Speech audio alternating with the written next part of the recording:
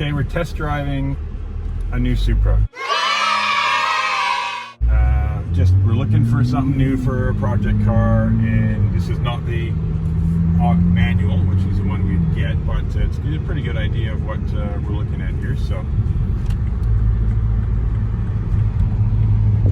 just gonna take it for a little bit of a drive today and see how we fit. So far, yeah, we fit well. I'm happy with it. Like nothing challenging about getting in this and driving so far.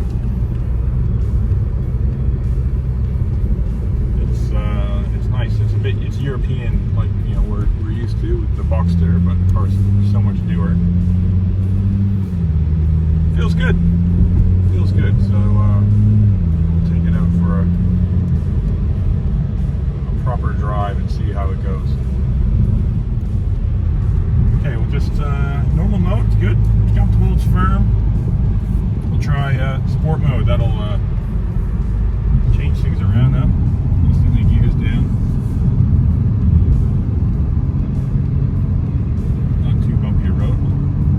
It's definitely firmed up the things a little bit. I think that's a special display. Sport. Yeah, I need to change the display, but I don't want to get into it. There's race mode and all sorts of stuff. New destinations. Sounds pretty good. I know it's a fake noise, but it sounds okay. Hang on. Wind buffeting. I need to check out the wind buffeting. Supposed to blow your eardrums. Oh yeah. The wind buffeting's bad. It's a little airstrip deflector that people put on there. You can see it goes red in the sport mode. Yeah. Really cool. Take care, crash zone. That's good. It's a bit twisty. Yeah, you can feel the firmness. This is the rougher part of the road. And sport mode's pretty firm. Let's put it in normal, see what it's like.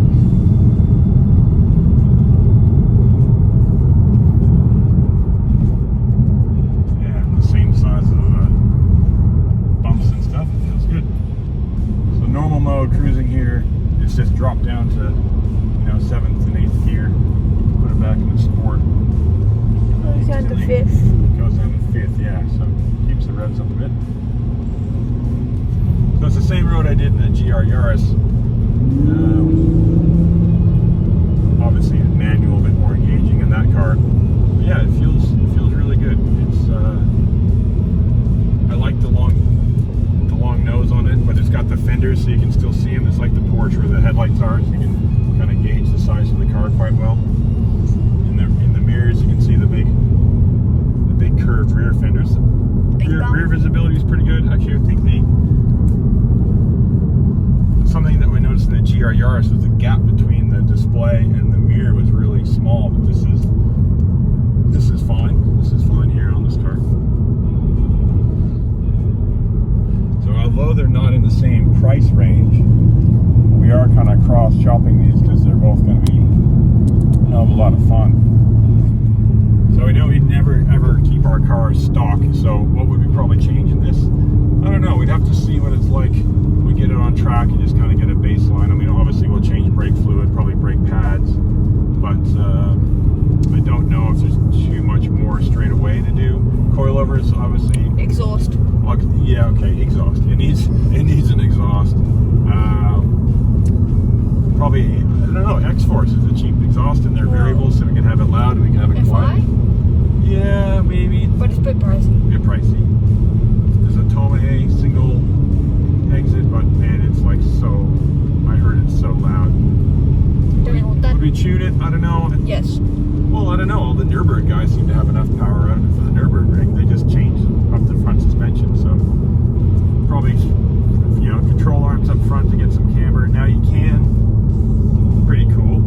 So Toyota or BMW have a part to help offset cars that have been crashed. So it's a factory hub that gives you an extra half a degree camber. There's a positive one and a negative one for whichever way you bend your car. But you can get those, put them on a stock car, have stock suspension, able to get to the half a degree negative camber, and you'd still be completely stock. So that's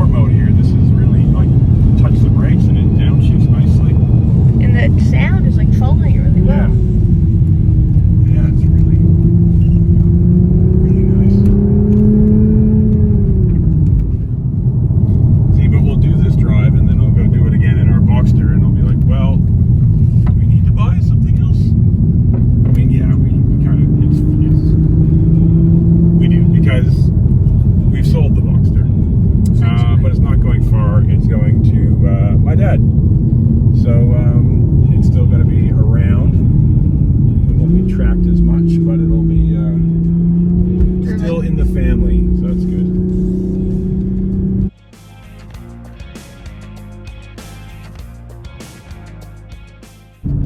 Yeah, Tail of the Dragon, guys, eat your heart out. These are all like a whole bunch of roads like this, all within like 15 minutes of where we live on the Gold Coast.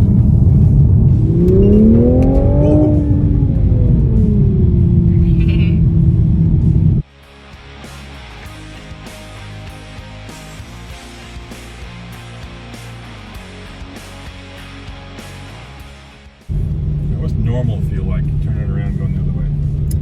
Obviously this is fresh. Well, it's definitely not the gear I want to be in, but it's smooth. You can set up sport mode, I suppose, for the comfort suspension. Yes, but the sports suspension makes it more real.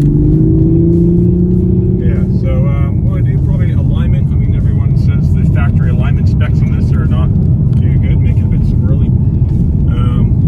That's a given, I always do anyway. Oh, yeah, this auto is good. I'm not buying an auto, so no need for comments, but it's really, really good. Really good.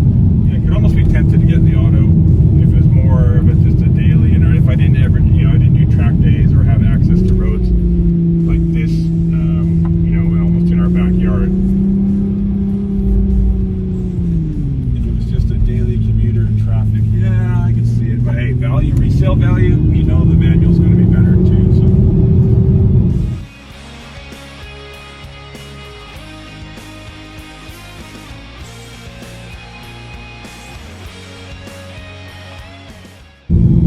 What a car. Turn in, really nice, but again, alignment. You can tweak the alignment and you can really set that up a bit better, I think. Hard to tell because they're not obviously pushing it too hard to the limit, because you can just barely go the speed limit on this road.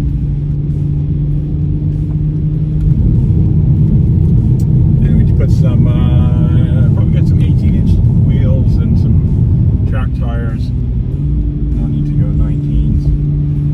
Racetrack, cheaper to keep the tires up. We'll probably do a square set. Most guys I think are running 275 square set on 18s. So yeah, I kind of got it all planned out already. Channel sponsor White Line. They've got a few products for this, not a lot, but they got a few things. See what they've got for it. Look at that nice creek. It's a hot day. We should probably go for a swim. Okay, well, we got some decision making to do now that we're back in civilization.